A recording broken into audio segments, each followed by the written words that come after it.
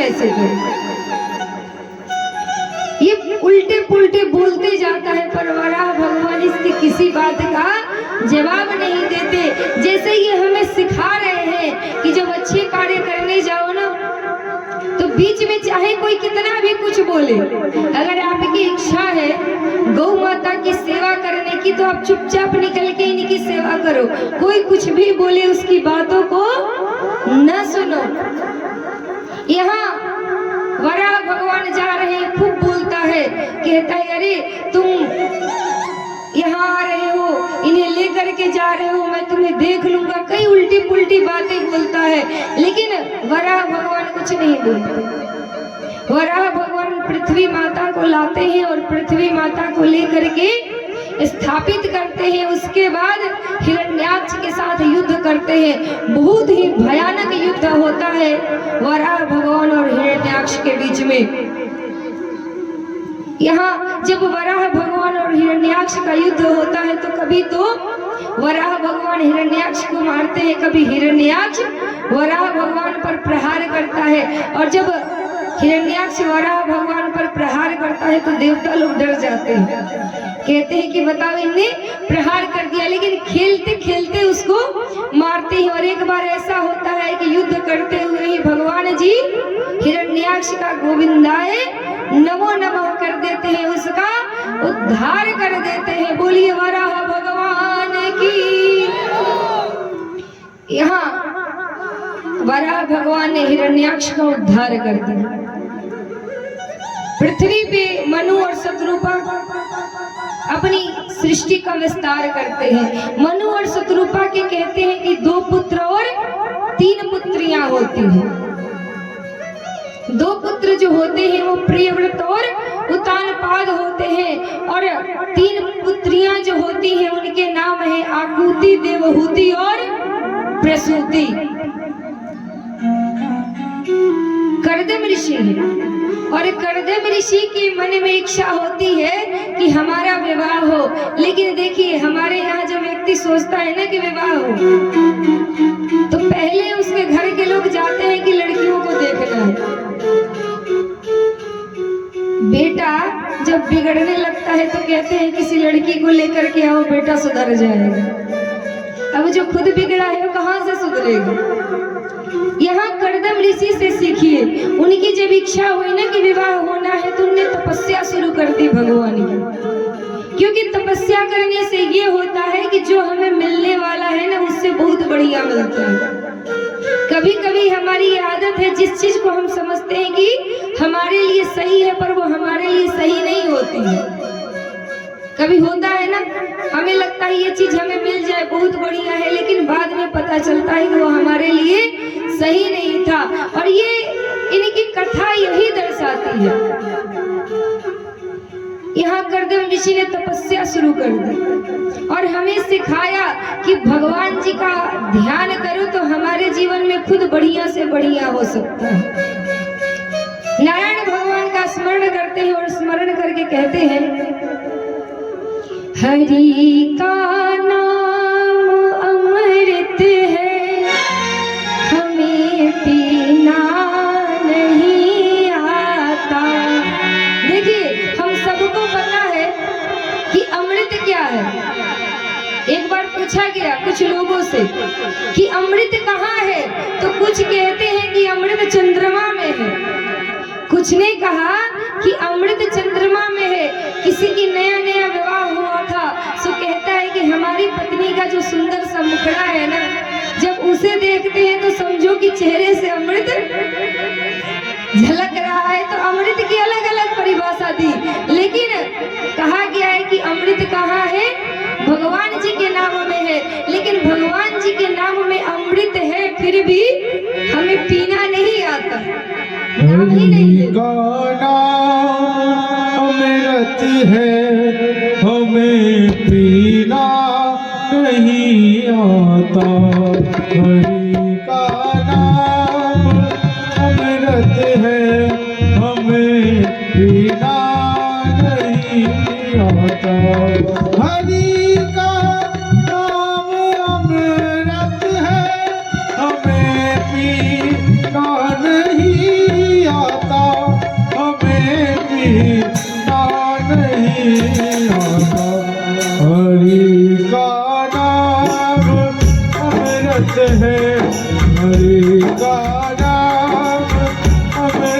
है हमें पीना नहीं आता।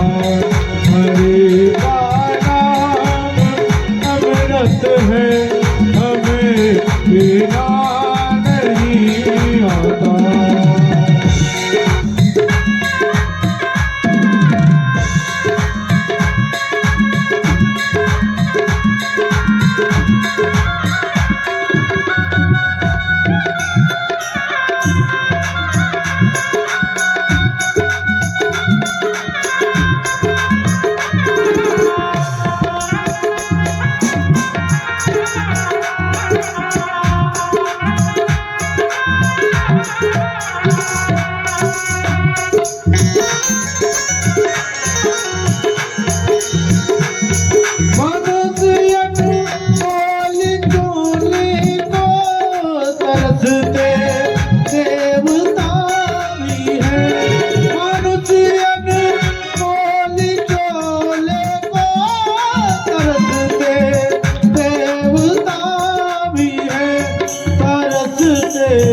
देवता भी है प्रभु ने जिंदगी दी है। प्रभु ने जिंदगी दी है हमें जीना नहीं आता। हरि का नाम अमृत है हमें पीना नहीं आता।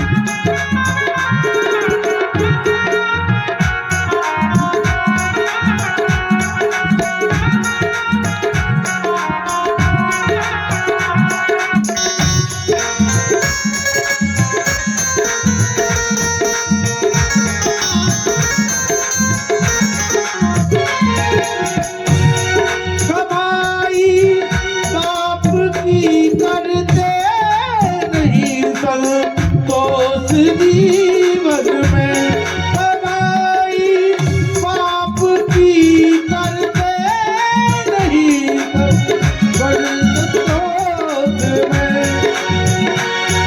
नहीं संतोष जीवन में बचाते हैं हरि हमको बचाते हैं हरि हमको हमें बचना नहीं आता।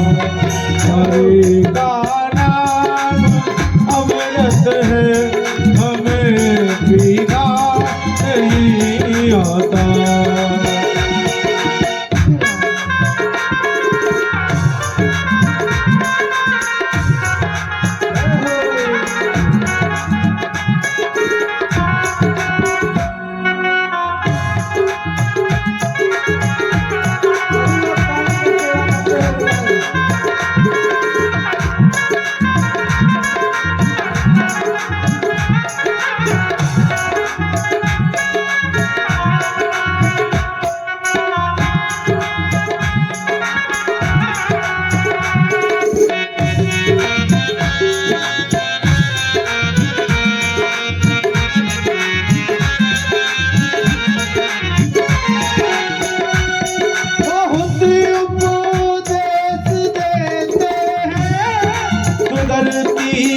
है नहीं दुनिया बहुत उपदेश देते हैं सुधरती है नहीं दुनिया सुधरती है नहीं दुनिया।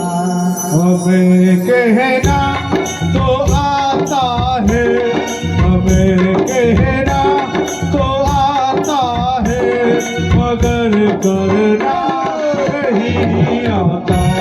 हरि का नाम अमृत है हमें पीना नहीं आता।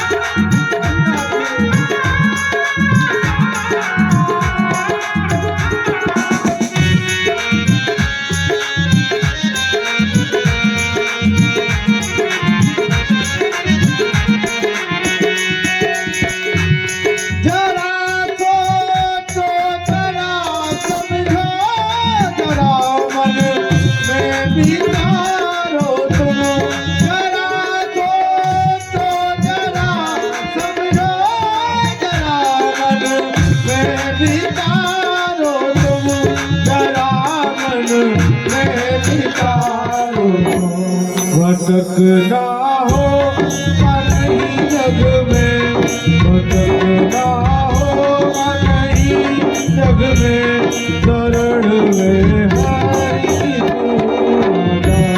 हरि का नाम अमृत है, हमें पीना नहीं आता। एक बात बताइए, कहीं बारिश हो रही हो और हम सोचे कि जल ज्यादा भरना है पर बर्तन का ढक्कन बंद रखे तो जल भरेगा? नहीं भरेगा ना। अब अमृत बरस रहा है, हाथ नीचे पे, दोनों हाथ उठाइए। भगवान के नाम का अमृत कौन कौन पीना चाहता है? पूरे के पूरे हाथ उठाइए जितने मन से पीना चाहता है, और दोनों हाथ उठा के कहेंगे हरि का नाम अमृत है, हमें पीना नहीं आता। हरि का नाम अमृत है, हमें पीना नहीं आता। हरि का नाम अमृत है, हमें पीना नहीं आता। हरि का नाम अमृत है, हमें पीना नहीं आता। हमें पीना नहीं आता। हरि का नाम तो अमृत है, हमें पीना नहीं आता। हरि का नाम अमृत है, हमें पीना नहीं आता। हरि का नाम अमृत है, हमें पीना नहीं आता। हरि का नाम अमृत है, हमें पीना नहीं आता। हरि का नाम अमृत है, हरि का अमृत है, हमें पीना नहीं आता। बोलिए गौ माता की, बोलिए सांवरे सरकार की। भगवान जी को बुलाना है ना। अगर आदमी ज्यादा दूरी पर हो तो धीरे से बुलाते हैं कि जोर से बुलाते हैं? अच्छा, वृंदावन कौन कौन जाना चाहता है ये बात बता दीजिए। किसके मन में इच्छा है कि बांके बिहारी के दर्शन कर ले? तो भगवान जी भाव से रिझते हैं और कंजूसी से नहीं रिझते। अब देखिए, भगवान जी कहते हैं कि मुझे पैसा रुपया नहीं चाहिए, मुझे भाव चाहिए, कहते हैं ना। तो एक बार जोर से बोलिए, बोलिए बांके बिहारी लाल की। ऐसे आवाज मन से ये सोचिए ना कि हमारे बिहारी जी जहां तक है वहां तक मेरी आवाज पहुंच जाए, जितनी जानी चाहिए उतनी आवाज चली जाए। क्योंकि देखिए, मुख से बोला गया एक बार भगवान जी का नाम, वो लिखा जाता है वहां पे कि इस समय इस घड़ी में इन्होंने ये नाम लिया है, और वो भगवान जी के पास अंकित हो जाता है। तो कभी भी भगवान जी को ना किसी रिश्ते बना करके सोचना चाहिए, भाव करना चाहिए। कोई भी जिस रिश्ते की आपके पास कमी है, आप समझिए कि हमारे वही है। तो एक बार ऐसा सोचिएगा कि हमारे बिहारी जी जहाँ है मेरी आवाज वहां तक पहुंच जाए, फिर देखते हैं। बोलिए बांके बिहारी लाल की। तो यहाँ पर कर्दम ऋषि तपस्या करते हैं, और जब तपस्या करते हैं तो भगवान जी प्रकट होते हैं। कहते हैं कि आज से तीसरे दिन आपके यहाँ मनु जी अपनी बहुत ही सुंदर होनहार कन्या को लेकर के आएंगे और उनसे आपका विवाह होगा। देखिए तप का प्रभाव, खुद कन्या चल के उनके दरवाजे आए हैं, उनके पिताजी चल के आए हैं। तो जब चाहिए तो भगवान जी की शरण में जाए, भटकने से कुछ ना होता। और यहाँ कर्दम जी का विवाह होता है देवहूति के साथ। अब विवाह होने के बाद भी करदम जी तपस्या करने लगते हैं। देवहूति ऐसी है कि देवहूति जी की तुलना पार्वती जी के साथ करी गई है। जैसे पार्वती जी भोलेनाथ की सेवा करती हैं, ऐसे ही देवहूति जी करदम ऋषि की कर रही है राजकुमारी, आज जंगल में रह रही है। यहाँ जब पूजा कर रहे हैं करदम जी, जिस समय जिस वस्तु की जरूरत होती है, देवहूति जी जो है कहते हैं ना कि पार्वती जी के समान तुलना करी गई है, यानी कि वो समय पर समझ जाती है कि इन्हें किस चीज की जरूरत है, पूजा में कौन सी सामग्री कब चाहिए, कहीं हमारे पति के तप में विघ्न न आ जाए, किसी चीज के लिए इंतजार न करना पड़े, वो पूजन की सारी सामग्री रख देती है। एक बार जब करदम जी की तपस्या पूरी होती है, देवहूति की तरफ देखते हैं, कह रहे हैं कि देवी आप तो राजमहल से निकल करके आई थी और आज आपकी दशा ऐसी है कि बालों में लट पड़ गए हैं, चेहरा मुरझा गया है, लेकिन तपस्वी थे और कहते हैं कि तपस्वी के सामने देवता भी हार मानते हैं। तपस्वी अपने तप के बल से वो चीजें ला सकते हैं जो देवता को भी दुर्लभ होती है। यहाँ करदम ऋषि बहुत ही सुंदर सा विमान बनाते हैं, इतना सुंदर विमान बनाते हैं कि इंद्र जी भी देख के कहते हैं कि बताओ ऐसा तो मेरे पास नहीं है। हर जरूरत की सामग्री उनमें रहती है। ये तप का मतलब आपको भी बताया गया है कि पूजा पाठ करिए, क्योंकि पूजा के बल से ही, भगवान जी के ध्यान के बल से ही वो भोग की सारी सामग्रियां मिलती है, भोग तप से मिलता है।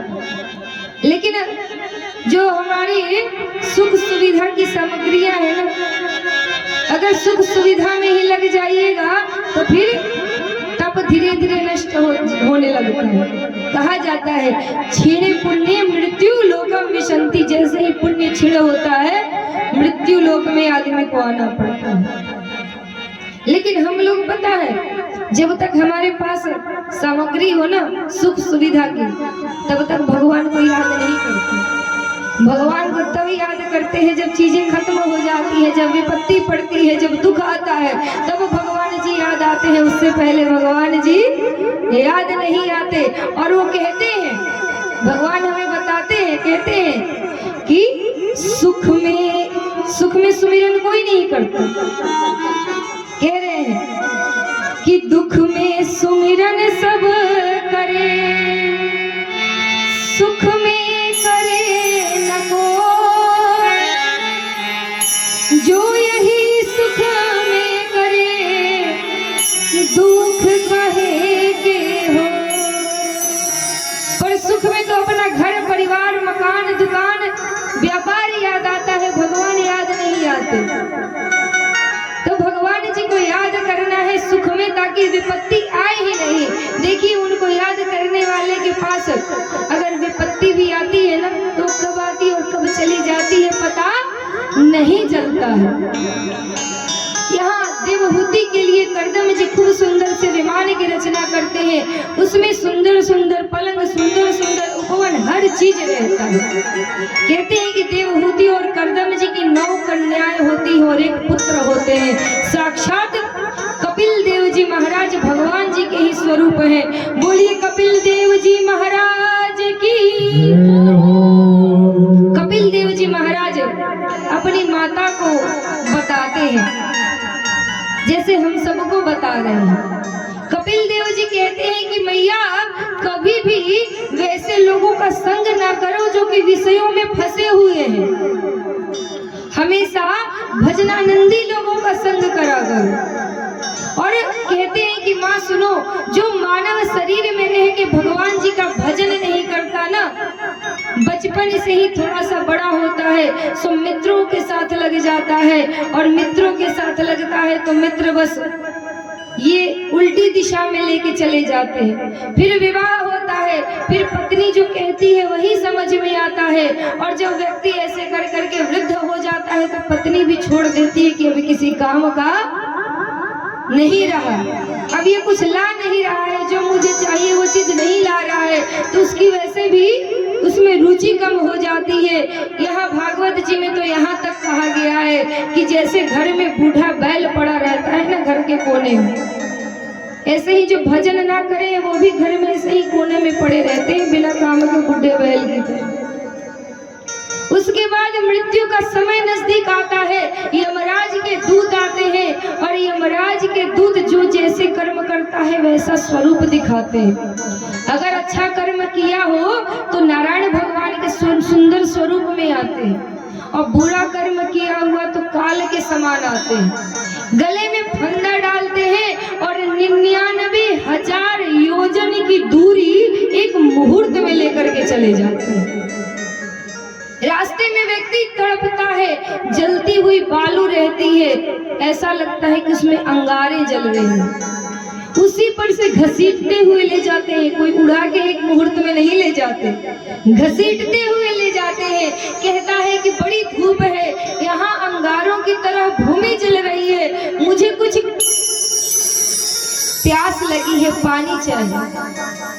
कहते हैं कि तुमने जीवन में कभी दान पुण्य करे हैं, किसी प्यासे को पानी पिलाया है? कहता है कि नहीं, हम तो दूसरे से पानी छीन के पी जाया करते थे,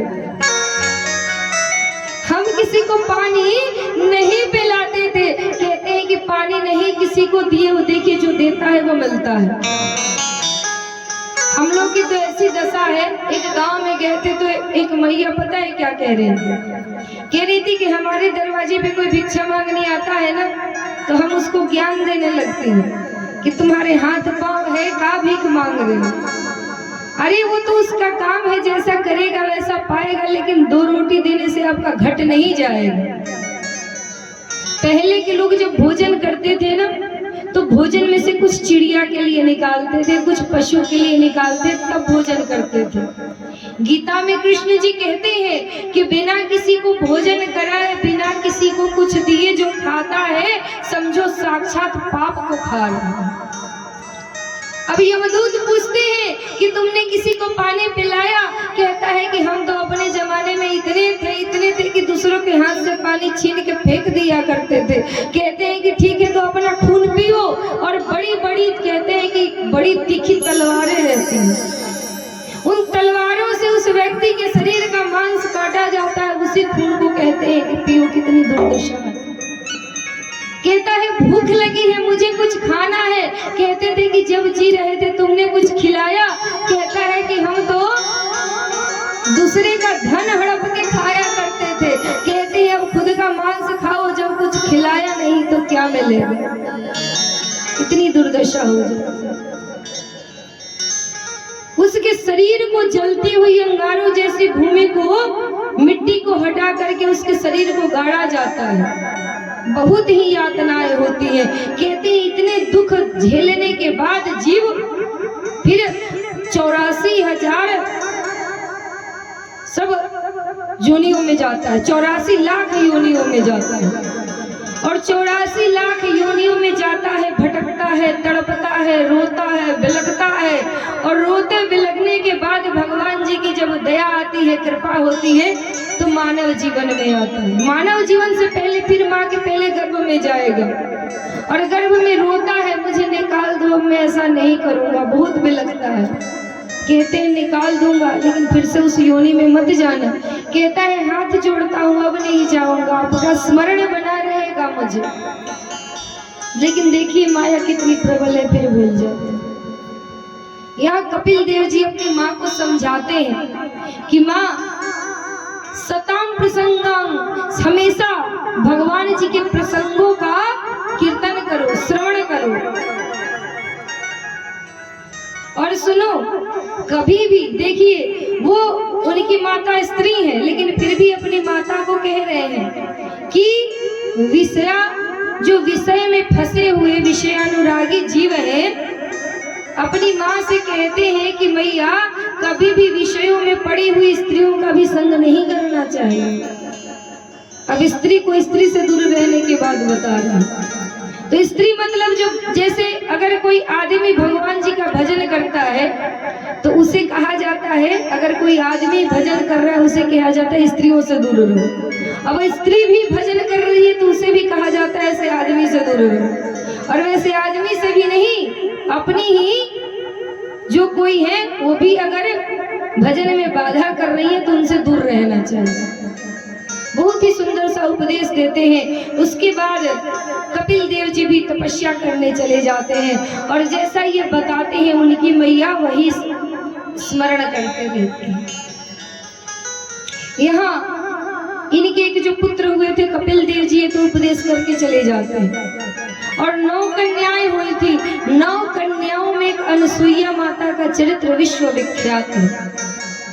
कहते हैं कि उनने ऐसे चरित्र किए जो भारत माता की हर स्त्री को अनसुईया जी के समान कहा जाता है, सीता जी के समान कहा जाता है। बताइए हमारी भारत भूमि कितनी अच्छी है।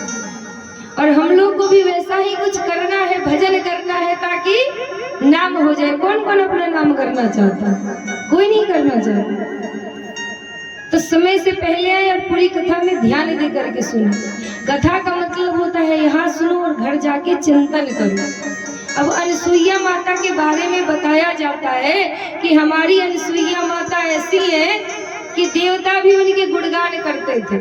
आप भी अच्छे कार्य करेंगे तो वह देवता कहेंगे बताओ उन मैया को मैंने धरती पर भेजा, कितनी अच्छी।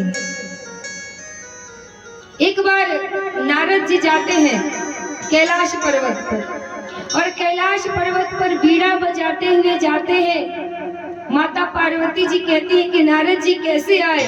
बोले मैया मैं तो आपके दर्शन को आ गया। कह रही है कि इतने दिन से दर्शन की इच्छा नहीं थी, बड़े दिन बाद आए। कहते हैं नारद जी की क्या करूं मैया, धरती लोक पे एक महासती हुई है उन्हीं के दर्शन कर रहा था। अब जैसे महासती का नाम सुनती है कहती है कि मुझसे भी बड़ी सती है क्या? कहते हैं कि अब क्या बताऊं, मुझ से कहा नहीं जाता पर आप उनके आगे कुछ नहीं है। देखिए तो त्रिदेवियां हैं, उनकी लीला है, लीला करने के लिए करती हैं। अब वो पूछ रही है, जैसे सुनती हैं कि मुझसे भी बड़ी सती, अरे मुझसे बड़ी कैसे हो सकती है? पतिव्रताओं में श्रेष्ठ लोग मुझे मानते हैं। पार्वती जी कह रही है कि पतिव्रताओं में श्रेष्ठ मुझे माना जाता है, ये दूसरी कहां से प्रकट हो गई? जरूर परीक्षा लेनी पड़ेगी। अभी यहाँ से नारद जी बोल करके विष्णु लोक जाते हैं और विष्णु लोक जा करके वहां कहते हैं लक्ष्मी जी के सामने नारायण भगवान की जय जयकार करते हैं। लक्ष्मी जी पूछती है कि बड़े दिनों बाद आए, कहाँ थे? कह रहे हैं कि अपने नारायण भगवान से पूछ लीजिए कहाँ थे। तो देखिए वैसा चरित्र सुनना चाहिए। अब ये नहीं कि अपने तो जाओ साथ में 2 को लेकर के जाओ। धर्म के कार्य में सहयोग करना चाहिए, अधर्म वाले में नहीं जाना चाहिए। अब पूछती है नारायण भगवान जी से कहते हैं नारद जी कि हमसे क्या पूछ रही है? नारायण भगवान से पूछिए। अब किसी पत्नी के सामने कहा जाए कि अपने पति से पूछिए बगल के बारे में तो क्या होगा? कहती है लक्ष्मी जी कि मैं इनसे क्या पूछूं? कहते हैं ये जानते हैं कि धरती लोक में पतिव्रता में सर्वश्रेष्ठ है अनसुईया जी। अब लक्ष्मी जी विष्णु भगवान की तरफ देखती कहती है कि मुझसे भी ज्यादा सती होंगी क्या? भगवान नारायण जी कहते हैं कि हाँ देवी, उनके पतिव्रत धर्म की चर्चा हर जगह पर फैली हुई है। अब लक्ष्मी जी के कहने के बाद फिर ब्रह्मा जी के यहाँ जा रहे हैं, वहाँ ब्रह्माणी को भी बता देते हैं। अब तीनों देवियां जैसे ही अपने पति के मुख से अनसुईया जी की बड़ाई सुनती हैं, सो तीनों के तीनों कह देती हैं कि सुनो जा करके परीक्षा लेकर के आओ, क्योंकि हमें पता है कि हम 3 देवियों के सिवा संसार में कोई भी सर्वश्रेष्ठ नहीं हो सकता। कोई भी स्त्री पतिव्रत धर्म में सर्वश्रेष्ठ नहीं हो सकती। और परीक्षा लेकर के आओ, नहीं तो घर का खाना भूल जाओ। आज घर में प्रवेश नहीं मिलेगा। सो सब की सब बाहर निकाल के उन्हें कहती है परीक्षा लेकर आओ तभी घर में प्रवेश है। अब तीनों लोग अपने अपने कमंडल उठाते हैं और कमंडल उठा करके चल देते हैं। यहाँ अनसुईया माता के दरवाजे पर आकर के कहते हैं कि भिक्षाम देही। मैया बाहर निकलती है आवाज सुन करके दरवाजा खोलती है, कहती है कि कहिए महाराज भिक्षा में क्या चाहिए, और अन्न ले जा करके देने को होती है। भगवान जी कहते हैं ये तीनों तो देवता हैं, कह रहे हैं कि देवी हम ऐसे भिक्षा नहीं लेंगे। कहती है कि तो बताइए महाराज जी कैसे भिक्षा लेंगे। कह रहे हैं ये तो परीक्षा लेने आए थे, और भगवान जब परीक्षा लेते हैं ना तो भक्त का मान बढ़ाते हैं। जैसे स्कूलों में परीक्षा होती है, विद्यालय में परीक्षा होती है, तो शुरू में लगता है जो नहीं पढ़ने वाले हैं वो फेल हो जाते हैं, पर जो पढ़ते हैं उनके नाम हो जाते हैं कि ये प्रथम आया है। तो भगवान जी परीक्षा इसीलिए लेते हैं कि आज देवलोक में भी पता चल जाए कि हम देवता परीक्षा लिए तो ये प्रथम आ गए। तो भगवान कहते हैं कि देवी हम ऐसे परीक्षा नहीं लेंगे। कहते हैं कैसे परीक्षा लेंगे, कैसे भिक्षा लेंगे। तो कहते हैं कि भिक्षा हम वैसे लेंगे आप जब बिना वस्त्रों के हमें भोजन कराएंगे। देवी कहती है कि ये बात कोई सामान्य व्यक्ति नहीं कह सकता, वो भी मेरे सामने। अग्नि के सामने जाने से पहले हर चीज को डर लगता है कि जल ना जाए। और यहाँ अनसुईया जी समझिए कि पतिव्रता में श्रेष्ठ है, इनके सामने कोई सामान्य व्यक्ति जाकर के ऐसी बात नहीं कह सकता। कह रही है कि मेरे सामने ऐसा बात कौन कह सकता है। ध्यान लगाती है और ध्यान लगा करके देखती है ये तो ब्रह्मा विष्णु और महेश है। सो मन ही मन मुस्कुराती है और कहती है कि एक माँ जब अपने नन्हे से शिशु को भोजन कराती है तो उसमें शिशु की इतनी बुद्धि नहीं रह पाती, न कोई दोष लगता है। सो मंत्र से अपने पति का स्मरण करती है, अपने भगवान का स्मरण करती है, और जल लेकर के जैसे ही छिड़कती है ब्रह्मा विष्णु और महेश तीनों शिशु बन जाते हैं छोटे छोटे, और तीनों के तीनों पलना लगा देती है अपने अंगने में, और अंगने में पलना लगा करके तीनों लोग झूलने लगते हैं। अब आते हैं यहाँ से ऋषि, कहते हैं कि देवी ये कौन है। कह रही है प्रभु आप ही के पुत्र हैं। कह रहे हैं देवी हमारे तो पुत्र एक साथ तीन तीन कहां से प्रकट हो गए। कह रहे हैं आप ही के पुत्र हैं। सो प्रेम से यहाँ अत्रि मुनि भी उन्हें उनका दुलार कर रहे हैं, और पलना लगा हुआ है, तीनों देवता झूल रहे हैं। और जितनी भी आश्रम की स्त्रियां हैं, आज सोचिए तीनों देवता आकर के बच्चे बने हैं, बालक बने हैं। आश्रम में बहुत बड़ी चहल पहल मच गई है। सब लोग जहाँ भगवान रहे वहाँ का सौंदर्य कौन बखान कर सकता है।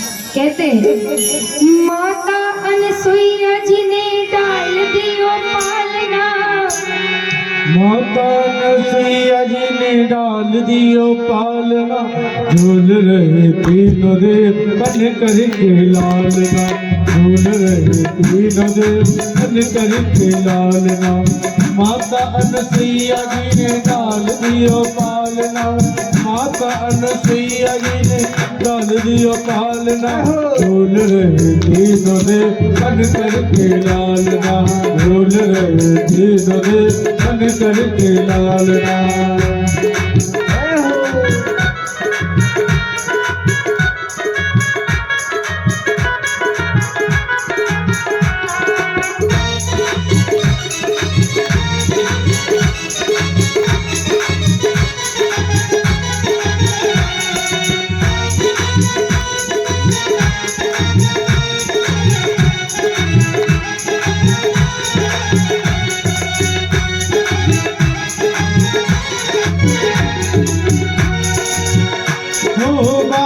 की भांति प्रभु रुदन मचावे, बालक के भांति प्रभु रुदन मचावे, ब्रह्मा और भोले संकेत में बतावे, ब्रह्मा और भोले संकेत में बतावे। वेद आए वेद यहाँ गली नहीं डालना, वेद आए वेद यहाँ गली नहीं डालना, झूल रहे तीनों देव बन करके लालना, झूल रहे तीनों देव बन करके लालना। माता अनुसैया ने डाल दियो पालना, माता अनुसैया ने डाल दियो पालना। झूल रहे तीनों देव बन करके लालना, झूल रहे तीनों देव बन करके लालना।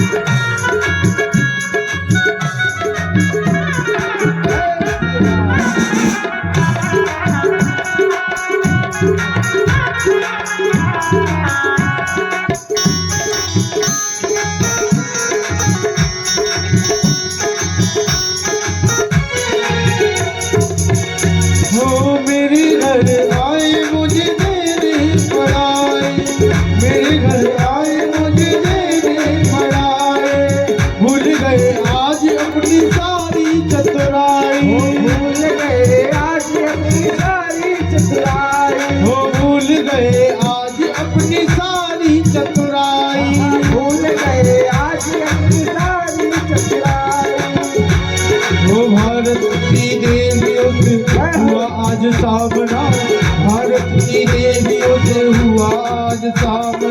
झूल रहे तीनों देव बन करके लालना, झूल रहे तीनों देव बन करके लालना।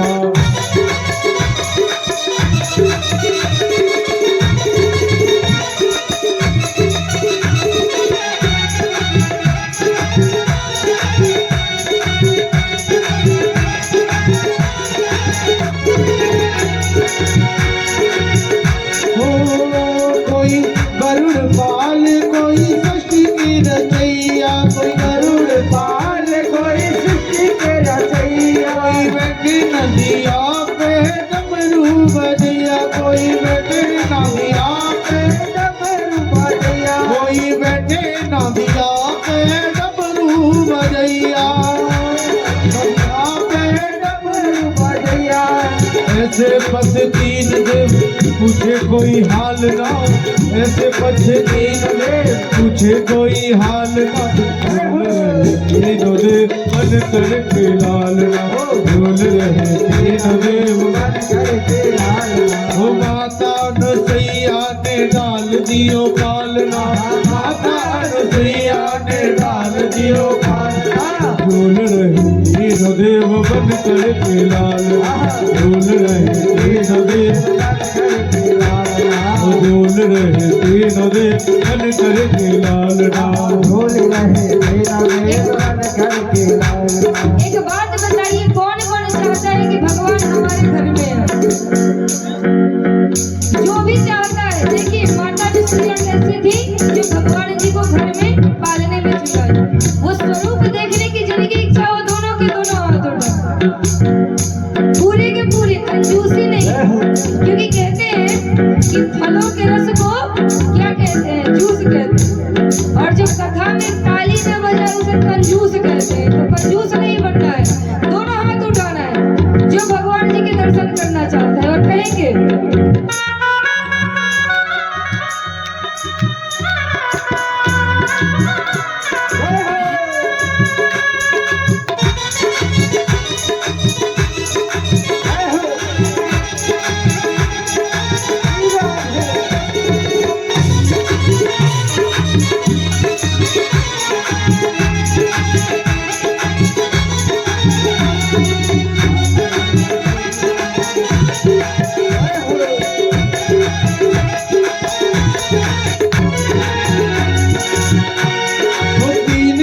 दुखी होकर कुटिया पधारी, तीनों देवी खुशी होकर कुटिया पधारी। हो तीनों देवी दुखी होकर कुटिया पधारी, हो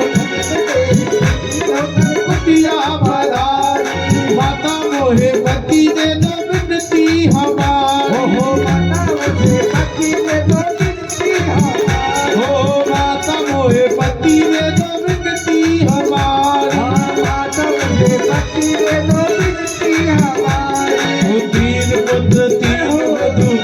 आए मेरे आंगना, तीन पुत्र तीन वधू आए मेरे आंगना, बोल रहे तीनों देव मन करके, बोल रहे तीनों देव मन करके लाया। माता अनुसुईया ने डाल दियो पाल, माता अनुसुईया ने डाल दियो पाल, बोल रहे तीनों देव मन करके लालना, बोल रहे तीनों देव मन करके लालना, बोल रहे तीनों देव मन करके लालना, बोल रहे तीनों देव मन करके लालना, बोल रहे तीनों देव मन करके लालना, बोल रहे तीनों देव मन करके लालना। बोलिए अनसुईया मैया की। बताइए अनसुईया मैया बनना भी है फिर भी आवाज नहीं आ रही। ये मुख बहुत जल्दी आपके बंद हो जाता है।